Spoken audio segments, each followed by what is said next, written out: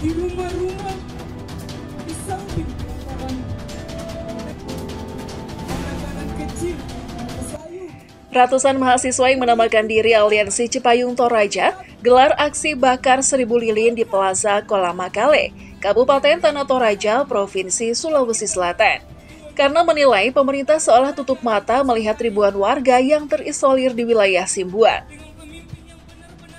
Hal tersebut dilakukan mahasiswa buntut dari viralnya sebuah video ibu hamil yang melahirkan di pinggir jalan dan satu orang warga lainnya ditandu melewati jalan berbukit dan longsor menuju puskesmas. Sehingga memicu reaksi dari berbagai pihak karena menilai pemerintah lamban dalam penanganan bencana. Padahal jalan poros menuju Simbuang merupakan akses penghubung antara Kabupaten Tanah Toraja dengan Kabupaten Pindrang, Provinsi Sulawesi Selatan dan Kabupaten Mamasa, Provinsi Sulawesi Barat yang ramai dilalui warga sebab jalur tersebut merupakan akses penopang ekonomi nasional. Minimnya perhatian pemerintah ke wilayah tersebut membuat ribuan warga sejak 3 minggu terakhir terisolir di wilayah Simbuan. Namun pemerintah baru bergerak melakukan pembersihan material tanah yang menimbun jalan setelah video seorang ibu hamil melahirkan di pinggir jalan viral. Fasilitas kesehatan yang tidak memadai, serta infrastruktur jalanan yang tidak merata, lambatnya respon pemerintah terhadap bencana-bencana yang terjadi, mengakibatkan seorang ibu hamil harus menelan kenyataan pahit. Buah hati yang menjadi harapan ibunya meninggal dunia karena dipaksa diangkat dari rahim ibunya di pinggiran jalan.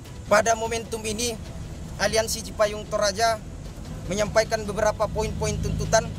Yang pertama, mendesak PJ Gubernur Provinsi Sulawesi Selatan untuk segera melanjutkan proyek pembangunan ruas jalan poros menuju Simbuang Mapak karena akses jalan penghubung dua kecamatan di Kabupaten Tanah Toraja tidak pernah tersentuh pembangunan sehingga membuat masyarakat di dua kecamatan ini terisolir.